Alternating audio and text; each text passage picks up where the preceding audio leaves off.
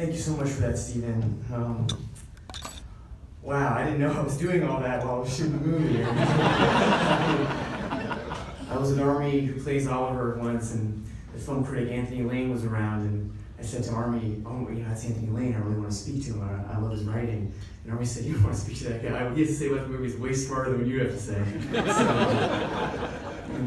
And sure enough, he asked me about a book I was reading in a specific scene. And I didn't know what it was at the time, but 16 months later I did it, and I thought, oh, fuck. So, anyhow, sorry. Thank you so much to the Los Angeles Film Critics Association for this honor.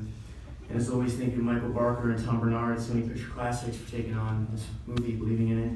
You guys are very close this time. So.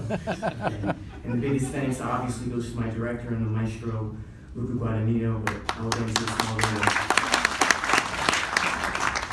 Something particularly gratifying about getting this award is I was born and raised in New York, and I hope that isn't like blasphemy here. Los Angeles has always scared me a bit. But in truth, Los Angeles has become a second home of sorts in recent years. One of the sweeter moments of the last year was getting to bring my sister to the Golden Globes. She was elated and proud, and I could look around and be assured that I was not the least famous person there, because that was my sister.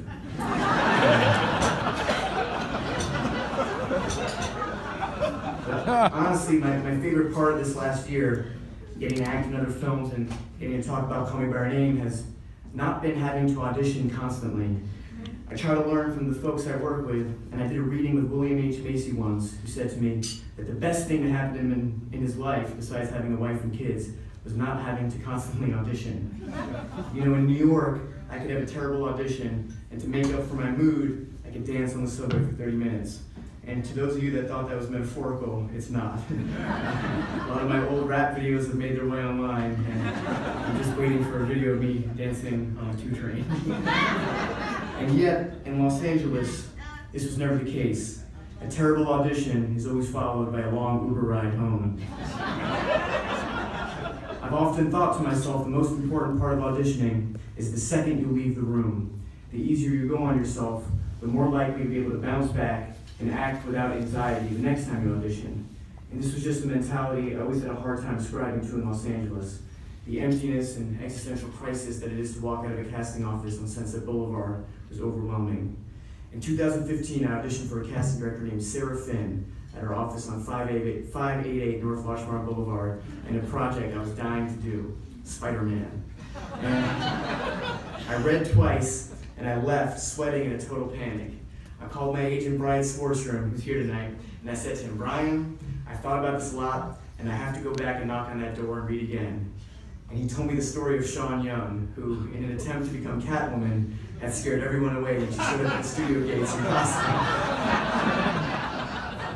The irony is that it was a project in which I met the director 3 years prior that wasn't a big studio film, and where I never auditioned, that has been the medium to getting to go to dinners and things like this, and to get an introduction like the one I got from you, Stephen, which, please, please, please, for everyone in the room, know this doesn't fly over my head for a second. None of this is taken for granted. I know the risk of what it is to become an old, washed-up person now because of this moment. So,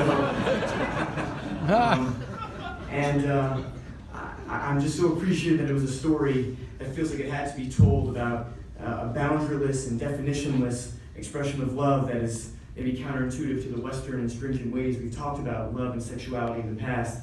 That again is the medium in which I get to be here with all of you tonight. Now, Luca, you are, this means nothing coming from a 22-year-old, but seriously, you're like a genius to me. And the experience of getting to be there a month and a half prior to the movie, and Luca has this incredible screening room in Cremo where we shot the movie, this beautiful apartment. And it was like a film education. It was really like getting to go to school. And where I watched Babette's Feast, which I understand to be a great movie, but it's just not my kind of movie, Luca. It's great, okay? It's great. It's excellent. Look at the critics shaking their head. It's excellent. It's not for me. But also Alien, which is a great movie, and I love. And Body Double. So, listen, it's true. And I'm still at a loss as to why you take a chance on someone with as little street cred as myself. But thank you, and I've said it before, but this is a ride of a lifetime, Luca, really. And I talked about like someone like Spider-Man, and weirdly, it's the gift of the universe here that I'm getting people saying, keep working on these kinds of projects and keep working with things of integrity and that are more independently oriented. And certainly, if it was a Chris Nolan opportunity or Guillermo, give me a call if you want to work. Okay.